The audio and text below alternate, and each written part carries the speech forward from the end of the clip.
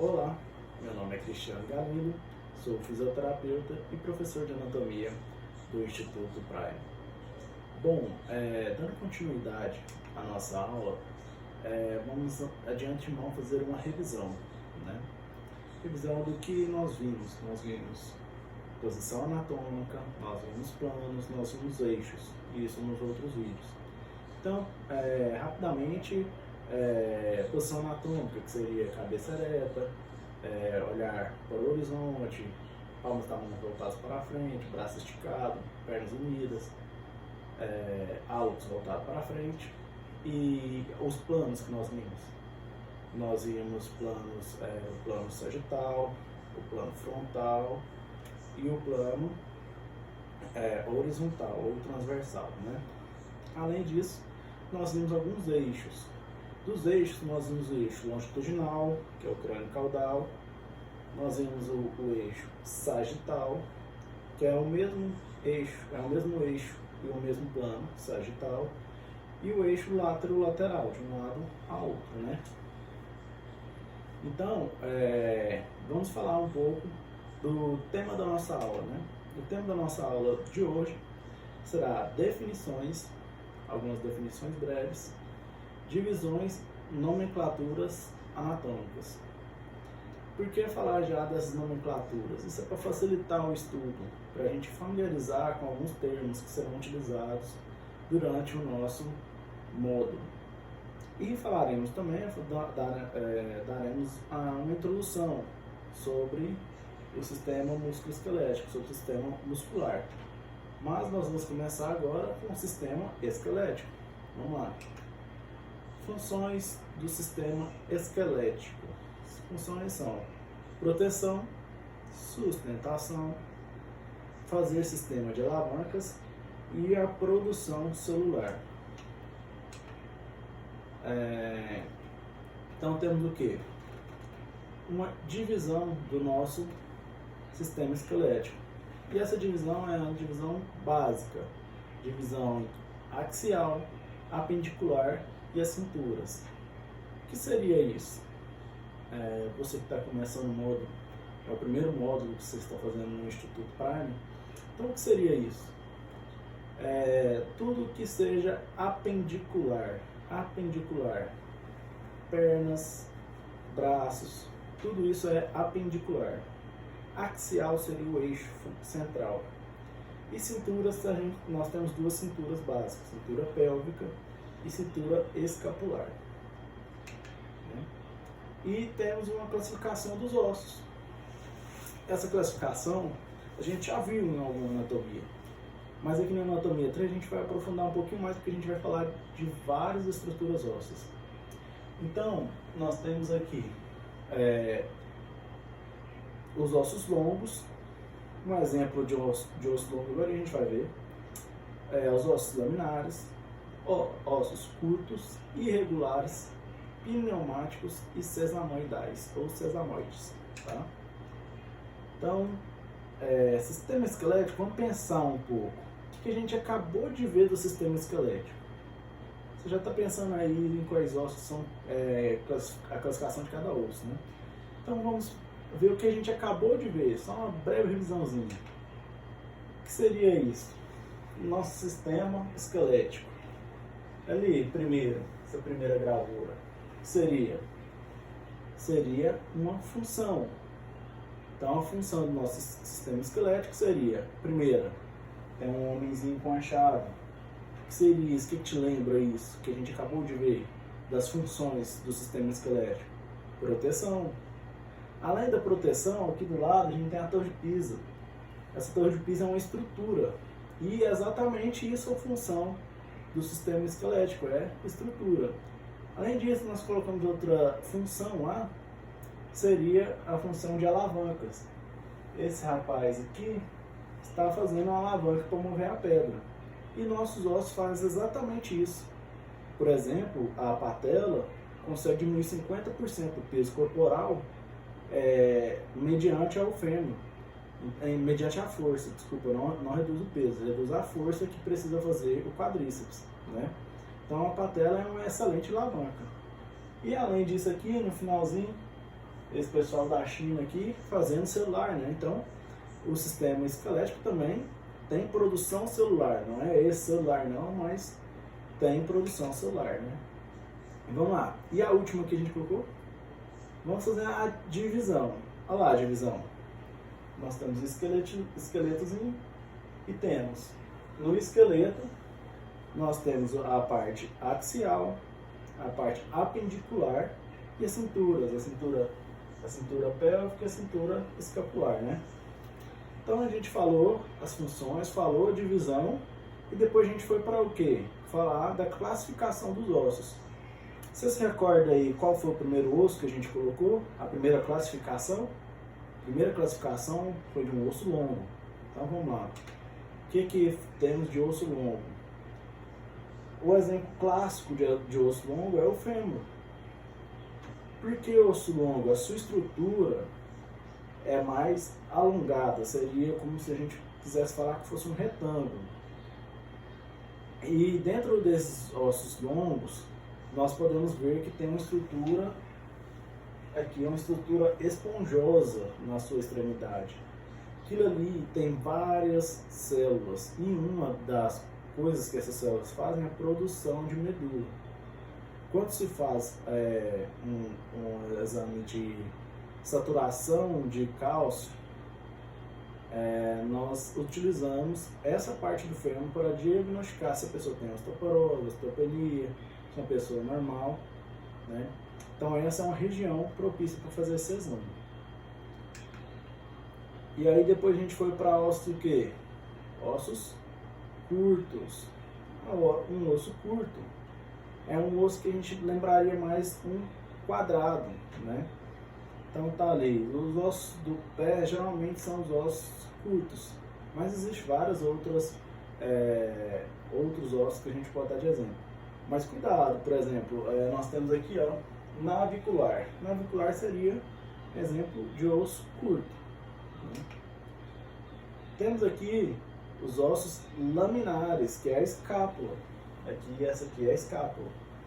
A escápula é um exemplo de osso laminar. E agora, o próximo que a gente viu, alguém se lembra? Depois do laminar, ossos irregulares. Exemplos de ossos regulares são os ossos da coluna. Aqui nós temos uma vértebra. Essa vértebra, a gente pode afirmar que é uma vértebra cervical, lombar ou torácica. O que você acha? Se você pensou em cervical, você está correto. Por que é uma vértebra cervical? Há dois forames aqui, ó. Tem um forame magro, um forame maior, e outros dois forames nas laterais, perto dos processos transversos. Esses forames permitem a passagem de algumas coisas que a gente vai ver daqui a pouquinho. Você já sabe o que é? Exatamente, parte de circulação sanguínea. E aqui? Então nós temos ossos regulares. Uma vértebra cervical, uma vértebra torácica e por último uma vértebra lombar. Todas elas são diferentes e nós vamos, ao longo desse módulo, explorar esses ossos, né? E agora nós pulamos para os ossos pneumáticos. Por que pneumáticos? Quando você pensa no pneu do carro, no pneu da moto, no pneu da bicicleta, existe uma coisa que tem em todos eles. Muda o tamanho, mas sempre tem ar dentro dessas cavidades. Então, seria um espaço oco, né? Quando a gente fala que é ossos pneumáticos, é ossos que tem uma parte que tem ar, que tem uma parte oca dentro do osso. E os exemplos de ossos pneumáticos são o etmoide, os ossos frontais aqui um pouquinho acima da sobrancelha, aqui o etmoide, os seios maxilares. Quem tem sinusite pode causar muita dor nessa região, porque há acúmulo de bactérias, há acúmulo de secreção nessa região, né? E o que seria isso aqui? Isso aqui seria um jogo do Flamengo, né? Tipicamente, gol irregular, ossos irregulares, isso mesmo. E a gente falou agora desses ossos irregulares, a gente deu até exemplo de um, mas não como osso irregular, mas sim como alavanca, que é justamente a patela. A patela é um osso irregular, tá? E assim a gente fecha a classificação dos ossos. Vocês estão lembrados de todos? Vamos voltar lá rapidamente. Ossos longos, ossos laminares, ossos curtos, ossos irregulares, ossos pneumáticos e ossos sesamoidais ou sesamoides. Tudo isso está na nossa classificação, né? E então, além disso, nós vamos falar um pouquinho da nutrição. A nutrição óssea é uma nutrição especial, porque não há como passar verdadeiras artérias e veias dentro dos ossos. Então já começa com arteríolas e aí e vão diminuindo o seu tamanho, diminuindo o calibre, para que consiga fazer irrigação óssea. Nesse exemplo aqui, é um exemplo onde que tem a tíbia, né? Nós temos algumas características. Esse osso seria um osso longo, né, em sua formação de classificação, e aí a gente pode ver essas partes vermelhas laterais. Isso são vasos que são chamados de periósteos. O periósteo seria a irrigação principal do osso, né? Esse periósteo ele recobre toda a parte óssea. E ele é o causador, às vezes, da canelite, quando alguém está sentindo dor, quando corre, algum atleta. E ele é também responsável pela nutrição óssea a ponto de fazer a recuperação óssea, né? Então, quando você tem uma fratura, quando você tem alguma coisa que interrompe essa irrigação, a pessoa pode sentir dor naquela região, porque ainda tem terminação nervosa naquela região, né? E aqui, na parte de cima, tem as artérias articulares, né? E por cima aqui, em azul, nós temos a cartilagem, né? Então, essa é a nutrição óssea. Simplificando, a nutrição óssea seria esses aspectos. O que mais que a gente tem neste nosso módulo? Vamos falar um pouquinho do tipo de tecido ósseo. O tipo de tecido ósseo seria compacto, que é um osso denso, com alta resistência e com forte resistência mecânica, né? E o osso esponjoso, que é um osso trabeculado. E esse osso trabeculado, ele permite a parte celular de agir naquele local. Aquela explicação agora a gente vai ver novamente, né? E também decompõe forças. Por ser uma parte esponjosa, aquela força aplicada no osso durante uma corrida, durante uma caminhada, é reduzida pela essa parte esponjosa, minimamente, mas consegue ter uma redução. Aqui o exemplo que a gente usou, esse aqui seria um fêmur.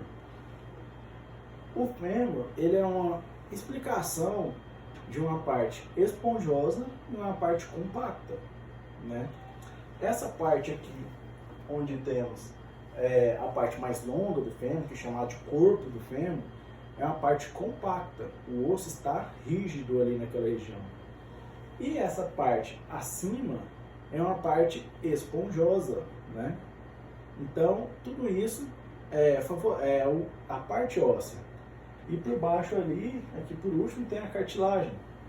Do lado esquerdo aqui tem uma cartilagem. E como definir se esse seria um fêmur direito ou esquerdo? No nosso módulo de anatomia, a gente vai saber identificar completamente se é um osso direito ou esquerdo de cada membro, porque há diferenças anatômicas evidentes. Por exemplo, se você quer saber se o osso é direito ou esquerdo, a gente vai ver a parte cartilaginosa do fêmur. A parte cartilaginosa indica que é a parte medial, certo? Então, quando você vê a parte medial de um lado, ela vai te indicar que é a parte do lado esquerdo, no caso do fêmur. A parte do lado de fora, onde tem o trocânter maior do fêmur, é a parte direita. Então, independente do jeito que você olha, se você está vendo o trocânter, ele estará sempre do lado direito. E se você está vendo a parte de cartilagem, é o lado esquerdo. É a parte medial do fêmur, né? E vamos dar uma pausazinha agora e a gente volta com o sistema esquelético, as células ósseas que nós temos.